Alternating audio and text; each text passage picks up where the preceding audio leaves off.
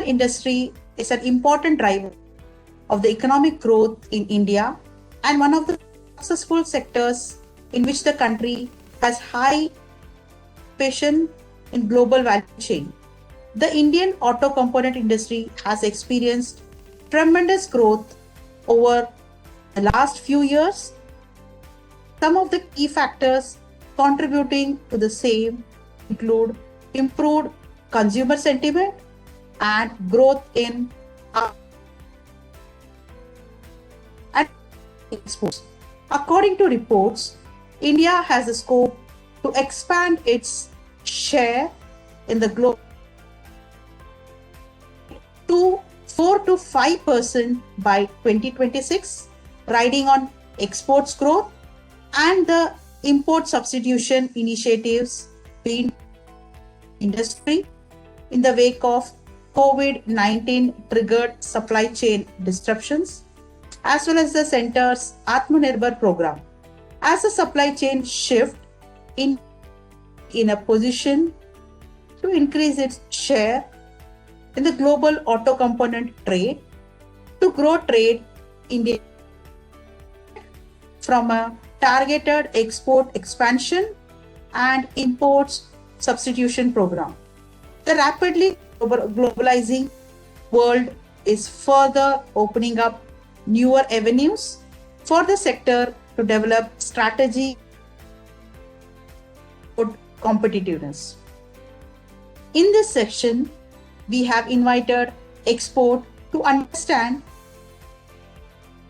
how to increase export in auto component industry. It's my pleasure and an honor to welcome and introduce our speaker. I welcome Mr. Vishwas Deshpande. Let me just give us brief introduction about Mr. Vishwas Deshpande. Ms. Vishwas Deshpande is an MBA and engineering educated senior executive with 28 years operation expertise in automotive industry, particularly in purchasing and supply chain domain. Currently, he is the Vice President and Business Head, Supply Chain Management and Component Exports in Tata Autocom Systems Limited. Earlier, he worked as Director Global Supply Chain Operations and Director Global Purchasing and Supply Chain in General Motors India Private Limited. He has also worked with Bajaj Auto Limited as Assistant Manager Indirect Purchasing. So once again, welcome to Mr. Deshpande. We are all eager to hear from you, and so we start with my round of questions. Current position of Indian auto in exports. What Indian MSME auto industry? Thank you, Matilda, for the kind introduction. It's overwhelming actually, and I'm very glad to be associated with TCS iON. Auto component exports are part of $76 billion engineering product exports from India, an industry growing at a CAGR of 5%.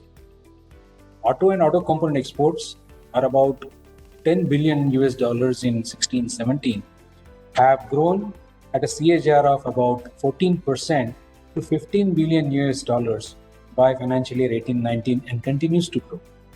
The industry contributes to about 4% of India's total exports, 7% to India's GDP, 39% of FDI inflows are captured by auto component industry, and 7% of total indirect taxes contributed to the exchequer. The driving force behind India's growing automotive component exports in the past had been higher exports by Indian subsidiaries of global OEMs and Tier 1 manufacturers. However, the picture is changing rapidly with more and more medium and small enterprise companies and manufacturers focusing on direct exports business. The major component categories that have shown a healthy increase over past few years basically depends on automotive components for vehicles, their transmission shafts and crankshafts, drive axles, so on and so forth. Currently, Indian MSME companies are mainly exporting metal products which have high labor content of various kinds, such as iron castings, forgings, machined components, and sheet metal products and their subassemblies. These are mostly built-to-in products which go into higher level subassemblies manufactured by auto OEMs or their tier 1, tier 2 suppliers. A large proportion of auto components currently being exported still comprise of traditional mechanical parts, which I mentioned before. Indian MSMEs are skilled at adopting frugal manufacturing practices, occasionally use low-cost automation, and strive to deliver quality products at the required quantities. The SME companies continually focus on building internal capabilities both in engineering and manufacturing, improve the customer orientation, and adapt to cost competitive measures demanded by the global markets. At the same time, being the SME, they need to manage challenges of capital, choices of technology advancement, efficiently managing logistics and the supply chains. To summarize some of the key advantages that our SMEs have are competitiveness of our labor markets due to the abundant availability of the labor force, especially for the high labor oriented products like castings, forgings, sheet metal products, and machine components. Availability of skills in terms of the engineering knowledge and the people available to do the necessary skilled work in the design offices, in the engineering sector, as well as into the manufacturing management. Also, easy availability of key raw materials like steel, aluminium, and copper add to the benefit to this industry. Also, there are some policy changes which are now initiated by the government, such as redefinition of the MSME sector and increasing their investment and turnover limits, which will allow the industry to focus more on growth and investments which are definitely required to further upgrade their capabilities. Very rightly put about the current position of our Indian auto industry in exports in a very clear and crisp manner. And definitely our growth depends on knowing about our strength, which I am very thankful that you put up very nicely. My next question is, given the COVID-19 situation we are all in and the opening of the markets, can you which are the geographies that the Indian auto component industry can service to grow? Well, the automotive supply chains through which these products move are very complex. If you look at an automobile, it usually contains approximately about 20,000 plus components and which make about 1,200 plus sub-assemblies. This makes the supply chain highly tiered in terms of manufacturing those higher sub-assemblies and the manufacturing of individual components, with many manufacturing and assembly operations. Not only this, the customers also demand different configuration of these assemblies, which further increases the supply chain because you are creating more variants of the same product but have different distinctions within them. If you look at the current exports of Indian auto components, they are majorly focused on North America, about 30% exports, and European Union, about 33%. Besides this, we are also exporting to Asian countries. About 26% of the product goes to Asian countries, and Africa and Latin America, the share is about 6%. However, if you look at the global trade of automotive component, this is still a very small percentage of the total imports by these receiving countries. Just to give you an example, the amount of product that we export to North America is just about 2.2% of United States total imports of automotive products. It is just 1% of the Europe and 0.6% of China.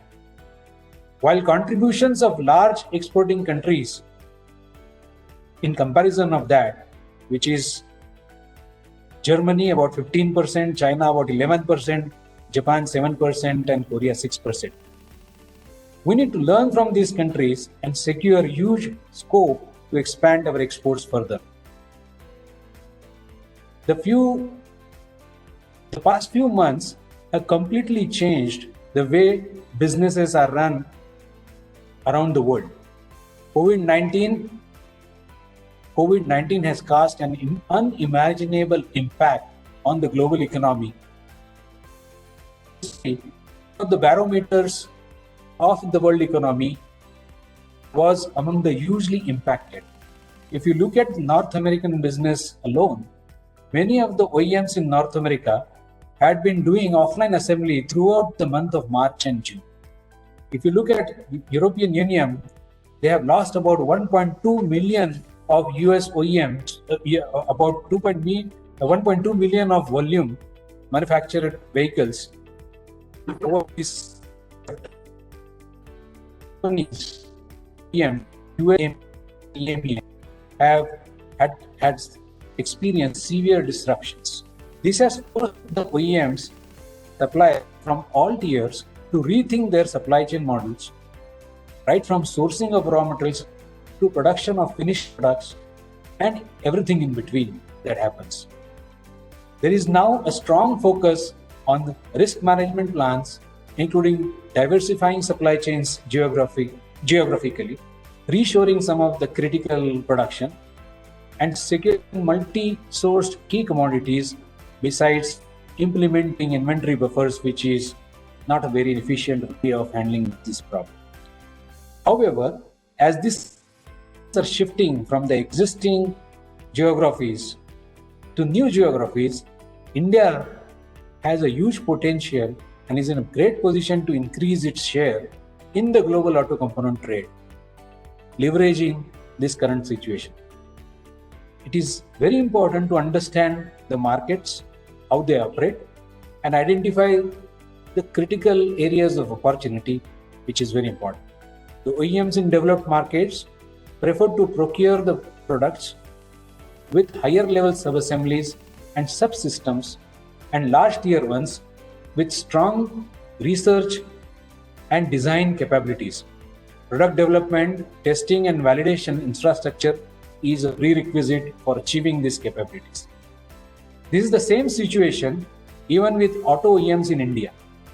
Many of the large tier 1 and tier 2 companies are operating on global scale and having manufacturing footprints around the world. They have common products designed for certain OEMs, and they also usually source their component requirements from competitive suppliers, mainly from best cost countries like India. Hence, to begin with, the MSME can focus on developing business relationships with the tiered supply chain partners and expand their business further. In terms of product categories, immediate potential exists in the areas of tier 2 and 3 components, such as specialty iron and steel castings, aluminum castings, copper and brass components, rubber molded products. Subsequently, companies can also work on expanding capabilities in other areas such as engineering plastic components, injection molded products, highly engineered subassemblies such as auto electrical and electronics. As they grow and expand their capabilities, have potential and opportunities to grow their experience within next few years period of time.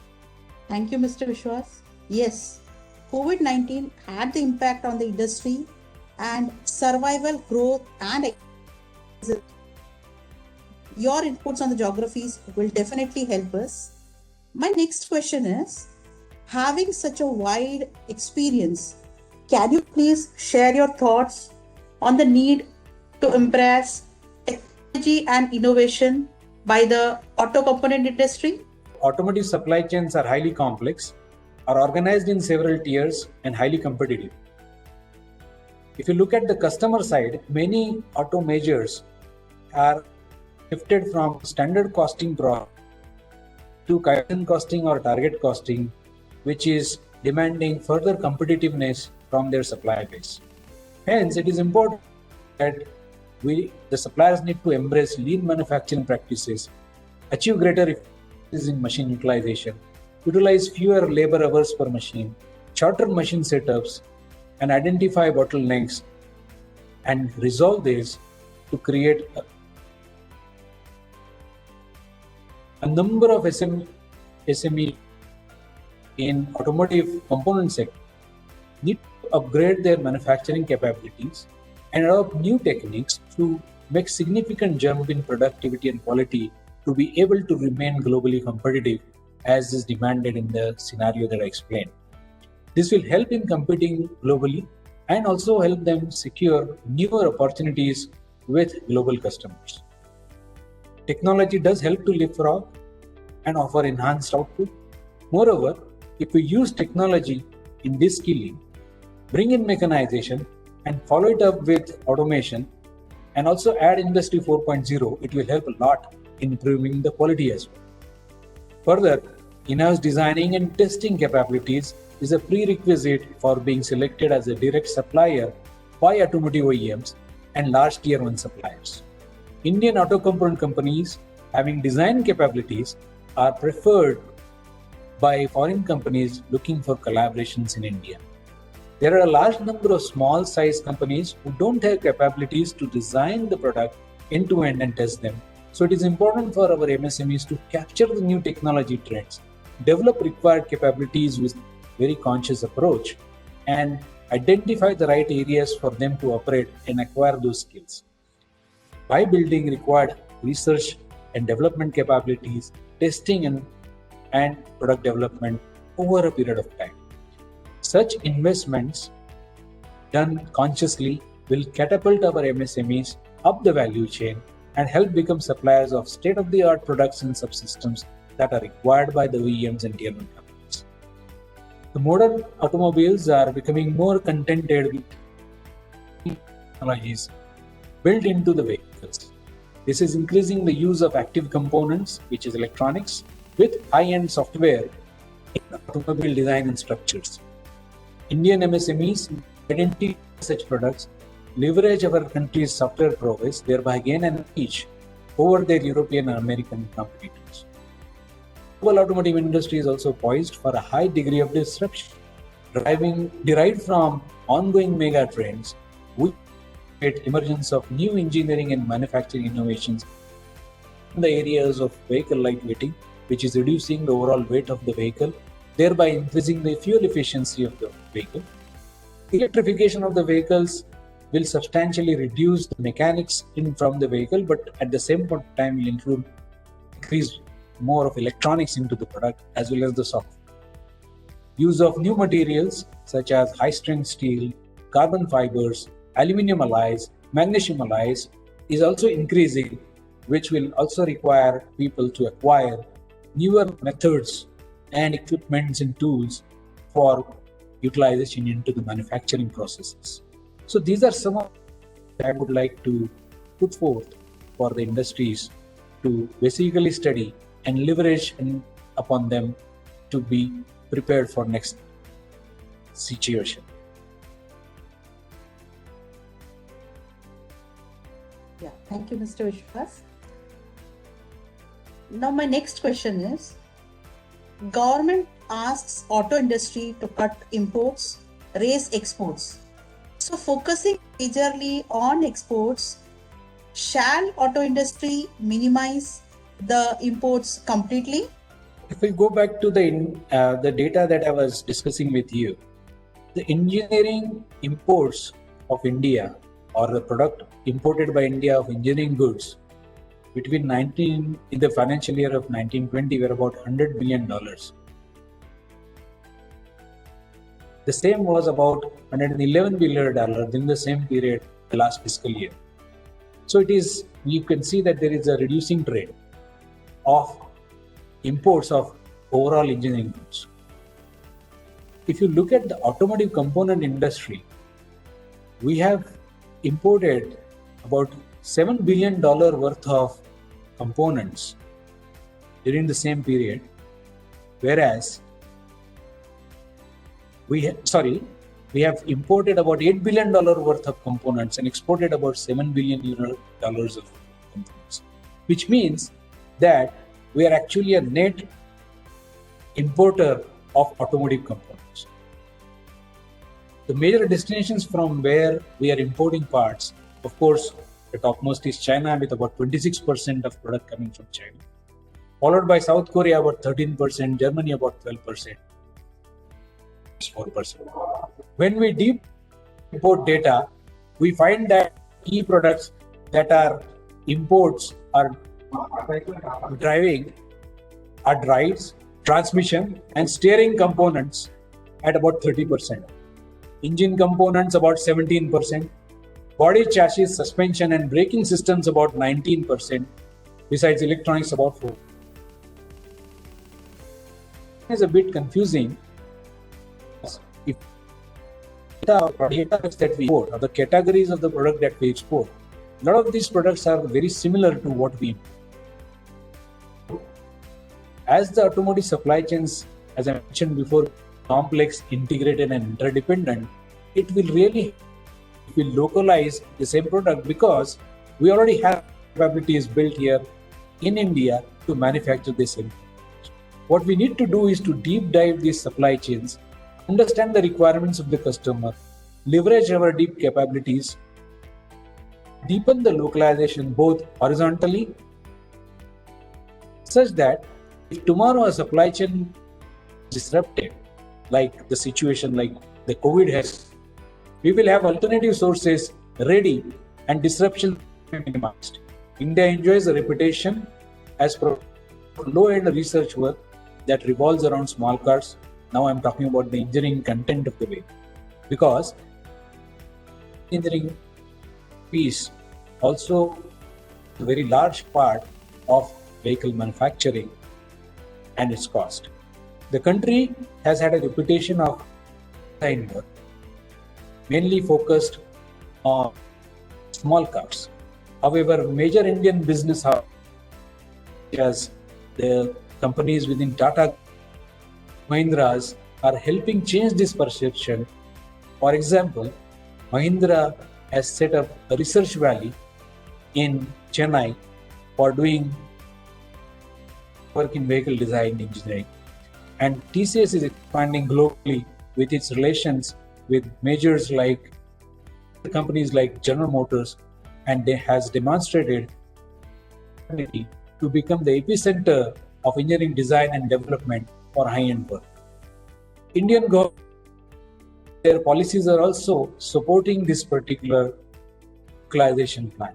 If you look at the automotive mission plan or the recently announced phased manufacturing plan for electric vehicle industry, which is necessitating acquisition of indigenous manufacturing capabilities over a period of time, in the return the manufacturers receiving drawbacks, are examples of what policy support the government can bring in to be instrumental in increasing manufacturing capabilities with localization in India.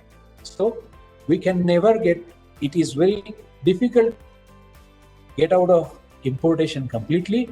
However, localization is necessary to be Atmanirbhar as well as increase our exports capabilities in this area.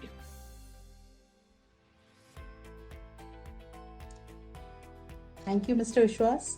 Very rightly put, and with all the facts, yes, you put up very nicely. What are the challenges which auto component industry is facing with respect to exports, and what do you suggest MSMEs do to overcome them? A decade ago, cheap labor, favorable exchange rate, duties and tariffs were the factors for our competitiveness. But today these are no longer relevant with a WTO and all those aspects. What matters in today's globalized market is a proper supply chain management and efficient supply chain management. This can be grouped into risk management, visibility, cost reduction, increasing demand, and globalization. Companies in India need to strive to achieve business excellence by clearly studying strategy and their supply chain strategy. Both are interdependent and are influencing. And many times in manufacturing, especially in automobile component manufacturing, the supply chain strategy is also important in defining a company's competitive strategy. For example, whether a company wants to vertically integrated or would like to do only the high-end work and outsource rest of the work. These are the choices the companies have. In India, auto industry has business environmental factors as well as government policies in supply chain to a large extent, followed by potential cost advantages and also the supplier barrier issues. In India, just for if you look at data, the industry spends around 14% of its GDP on logistic costs, whereas in Europe, about 10%, USA, they spend about 9%, just about 6%. So if we say China is the largest competitor in automobile component manufacturing and exports, Indian companies already have a handicap about 8% compared to the Chinese just in the. Besides this, India's supply chains hold about 20% of inventories, which is a high percentage to offset demand fluctuation and uncertainties in supply. Hence, the biggest challenge is to manage end-to-end supply chain very efficiently and manage the inbound logistics. Many global majors, especially from Japan, have already created cost reduction exercises.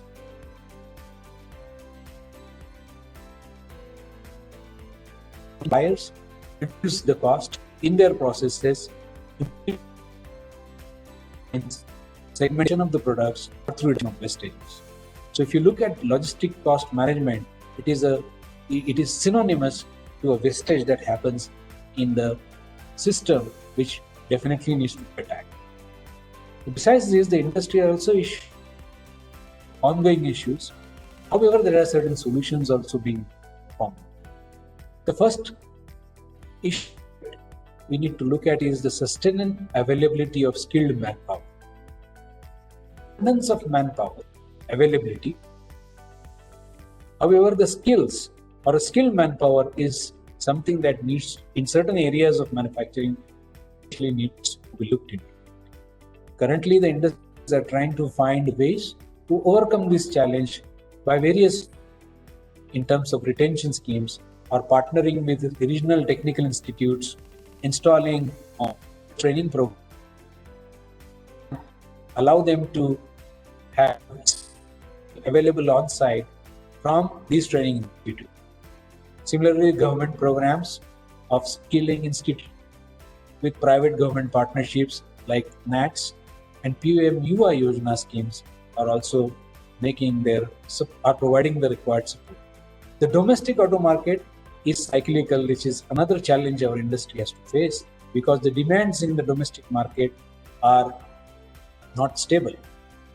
Hence, it is also important for the companies to increase their share of business with more exports and utilize exporting of the product as a hedge against fluctuation. Why it is important? Because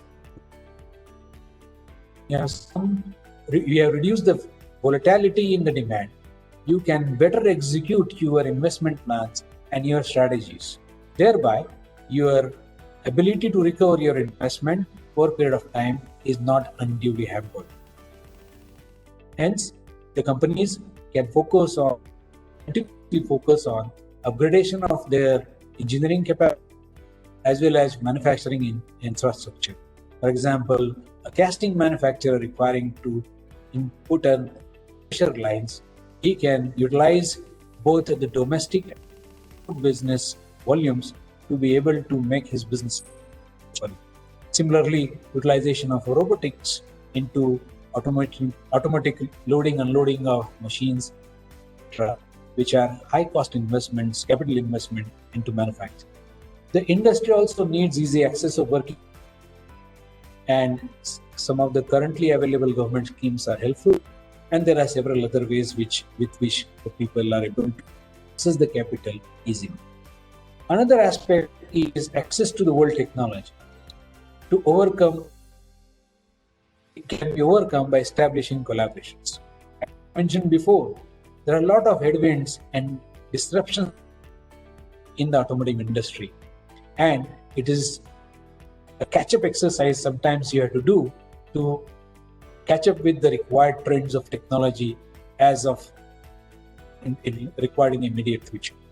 These skills can be overcome by establishing right collaborations within the ecosystem, including educational institutes like regional colleges, IITs, who have their research lab, are doing groundbreaking research, which can be utilized by the auto industries or industrial manufacturers and productionize them. They can also look at forming joint ventures, and in which they can get support from ACMA, industry bodies like ACMA, CIA, or CIAM, where these industries bodies can be utilized. The local partner companies approach for technology absorption and retention of the knowledge within the JVs, so that the joint venture, becomes self-sufficient going forward. Another aspect is that the government can also expedite some of the free trade agreements that are currently in discussions, say with European Union and Asian countries. It would provide easier access for our MSMEs to these export markets, and thereby the companies can focus on expanding their business in these countries as well. So, yes, there are challenges, but we also have ways that we can overcome those challenges, and actions are getting in place. Thank you, Mr. Vishwas, for sharing your opinion, your thoughts with your experience, and definitely with the facts. So it was great. And thank you, everyone. It was a pleasure being with you today.